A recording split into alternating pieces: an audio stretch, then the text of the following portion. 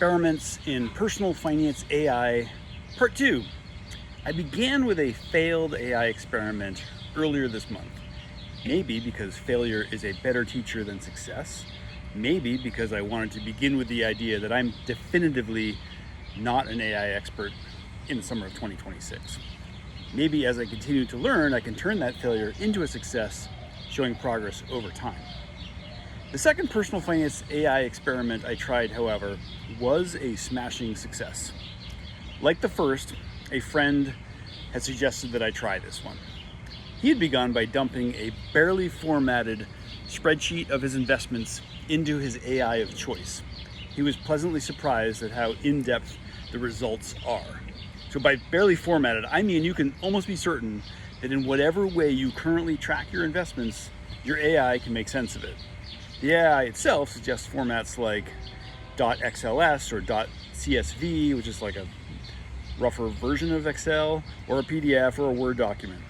Compared to other things I'm familiar with from the business and investment world that involve data dumps, this is all extremely forgiving. In the old pre-AI days, much of the time spent on data analysis came from setting up every label, every column, every persnickety cell format in some specific way. Mistakes or deviations from the required format would mean the analysis couldn't be done, or it would be done wrong. That just isn't the case with AI. You can dump your information into the chatbot as is. So barely formatted just means you drag and drop your Word document, your PDF, your Excel file, your whatever into the AI chat, and then you watch the magic happen. But also first, some privacy thoughts. So here I should point out that we are in the early days of knowing what data security features these AI tools have.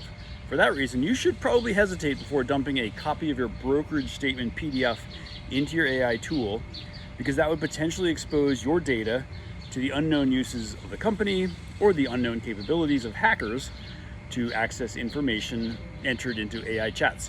That PDF statement would have your account number, name, address, plus important data about your net worth. Could it be hacked? I don't know, probably. I mean, an anonymized spreadsheet without your name or address is safer for this experiment. To be clear, you can get absolutely incredible AI results by simply dropping a downloaded PDF of your brokerage statement into your AI chatbot. It will read it all immediately and accurately and give you all the quick data you could imagine.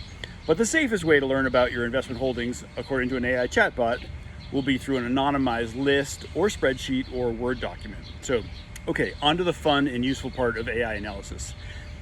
Use case number one is like what I would call substitution analysis or simplification.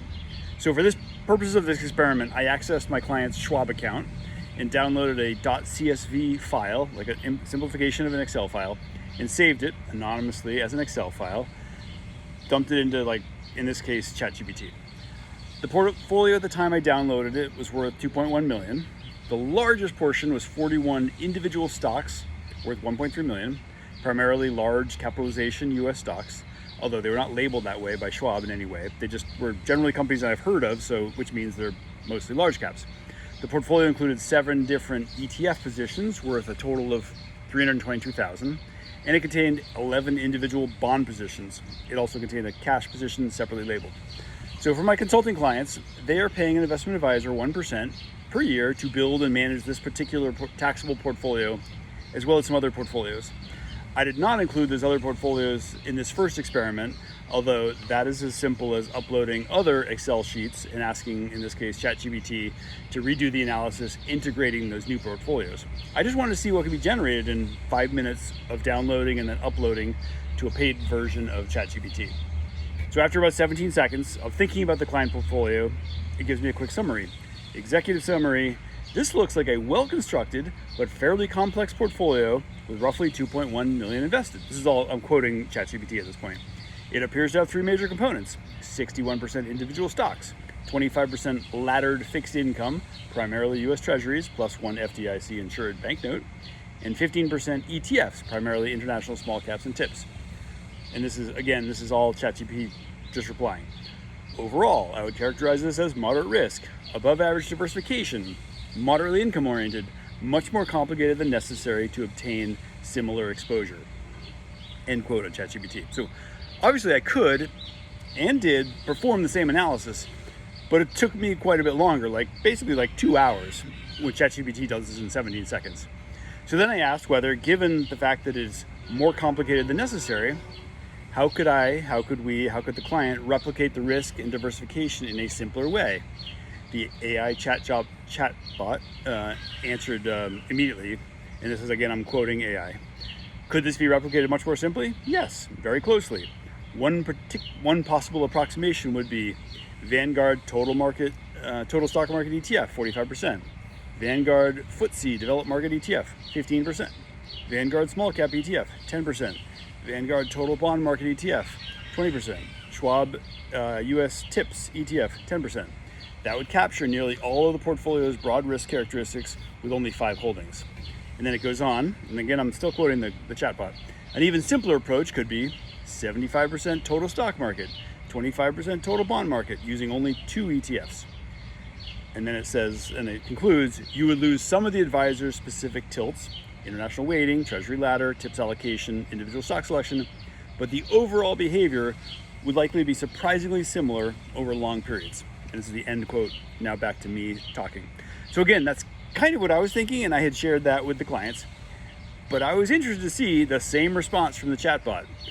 There was a lot more information that the AI provided in addition to this, but its analysis of how to substitute and simplify basically precisely aligned with my priors.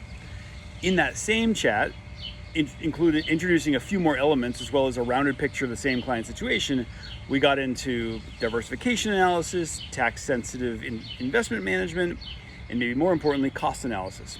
I'll save those final 2, tax-sensitive investing and cost analysis, for a subsequent post, which I'm going to call Experiments in Personal Finance AI Part 3. In any case, use case number 2 we got into was diversification analysis.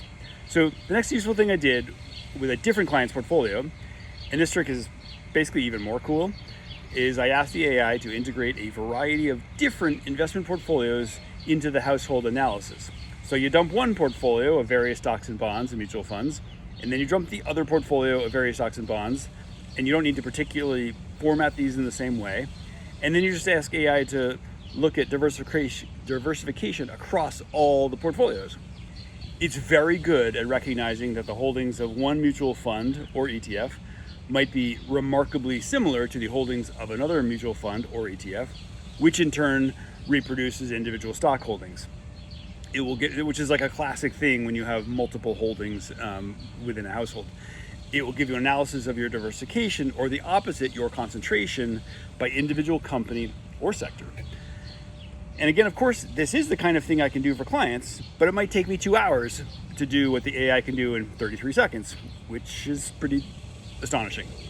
So the chatbot then goes on to give a precise rendering of the stock-bond ratio, as well as the ways to think about diversification across market sectors and industry sectors.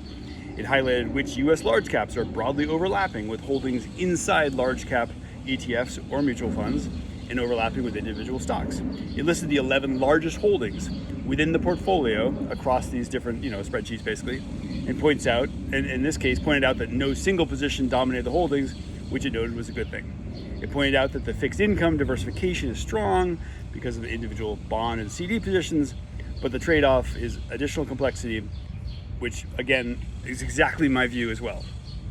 So, of course, like any tool, the usefulness aligns highly with the skill of the operator. If you don't know the questions to ask, you won't be able to fully exploit the power of the tool.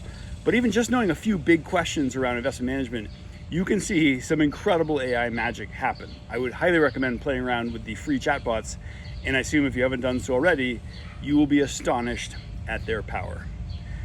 Just want to make a note, I do not manage portfolios and I don't do investment advisory work. I'm not a fiduciary. I'm paid by the hour or by the project, but anybody I work with already has an investment advisor, or they're doing it themselves and they're making their own decisions. And I'm just like a third party outside coaching, extra set of eyes on their portfolio. I don't do fiduciary work. And this is not intended as investment advice. Okay, bye.